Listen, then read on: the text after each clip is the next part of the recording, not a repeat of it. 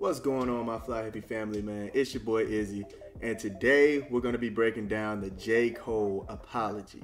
Now, I have two perspectives on this, right? One is the hip-hop lover, and then the other is like the peace perspective, right? With the hip-hop view, of course I would think this is weak, okay? J. Cole, in most of his songs, in most of his features, he's saying how he #1. He's saying how, you know, he's top dog, nobody's better than him. Even in you know, the feature he did with Drake, he's saying like how he's #1. In that Might Delete Later project he dropped, he literally says in the beginning of that song with Cameron that there's nobody better than him. Swear to God. So it's like, you know, when you talking that big and now you have a chance to prove that you're that big and you tuck your tail between your legs, you gotta call a spade a spade. You feel what I'm saying? I feel like it could have stayed respectfully, which I feel like he just did a slight diss on the 7-minute drill. It wasn't like he was dissing his wife and his kids and, you know, his mama and daddy. You know, it was in the rap realm, right? You know, when it comes to hip hop, you know, everybody says, oh, it's about the going at each other's neck and da da da da da. So that's how hip hop is. I get it. Now, on the peace perspective, I actually get where he's coming from. You feel what I'm saying? Like, if you think about it with hip hop, I feel like, yes, the beef tracks and all that, it makes for good hip hop. You know, they really be rapping and stuff like that. That's cool. I get it. But honestly, a piece of that takes away the artistry or like them actually painting pictures in their music for the audience. For instance, you won't get tracks like Cricket Smile. You won't get tracks like No Role Models, because a lot of what he's saying is like, it reminds me of what I'm doing with my life. You feel what I'm saying? So I just wanted to share that with everybody today. Hopefully y'all enjoy this content. If you do, like and subscribe for your boy, and let's get into it. I was tested. Why am I tested? Because I got the world and I got my niggas like, what you gonna do, Cole?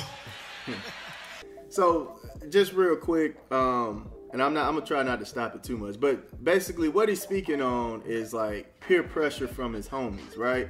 And honestly, if you're around people that entice you or antagonize you into doing wrong, or they peer pressure you basically into doing the wrong thing and you know, stepping outside of who you are, I don't know if they're really good friends. You feel what I'm saying? But you got to forgive some of your friends, because not everybody understands the path that you're on. Having a peace of mind and understanding how to protect your peace is really a tough thing to do. If you're around the wrong people, man, peer pressure can really make you turn into somebody else. But the world want to see blood. I don't know if y'all can feel that, but the world... If you listen to the crowd is actually like saying some derogatory stuff like, oh, F Kendrick, and oh man, forget all that. Like, they don't even like him apologizing, right? I feel like he's really strong to be able to go up there and just tell people like, hey, look, I'm basically gonna protect my peace. It takes a lot of understanding in life, a lot of understanding in yourself to be able to do something like this. You letting a lot of people down. You feel what I'm saying? To come out there and apologize like that, I do commend him, bro.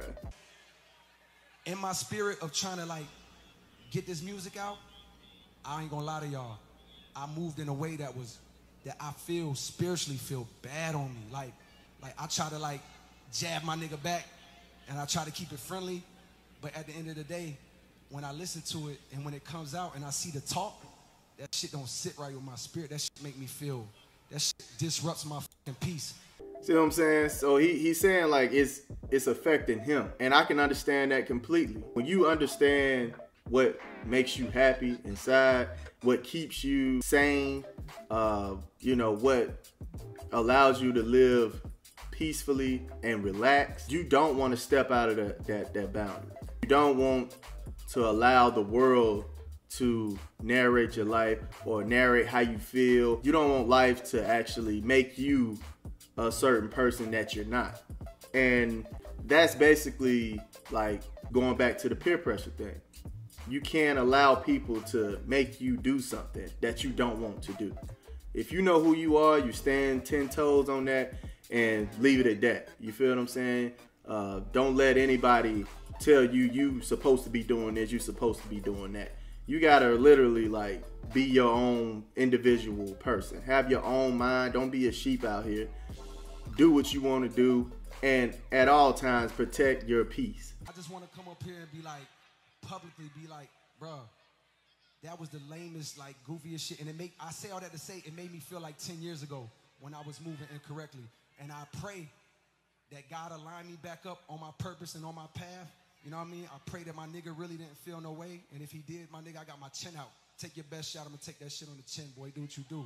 You know what I mean? Like, all good. Like, it's love. Yeah, mainly he's just simply talking about, you know, how that disrupted his peace. He didn't necessarily apologize to Kendrick for the diss track. He just felt like it was lame. At the end of the day, man, you don't want the world to make you do something. You know, if you understand who you are, you don't step out of that to please somebody else.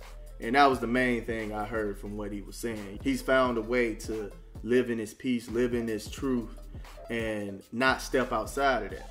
You know what I mean? And I can respect the hell out of that, because I'm on that same journey. You know, when you living in your peace, man, it's a luxurious life.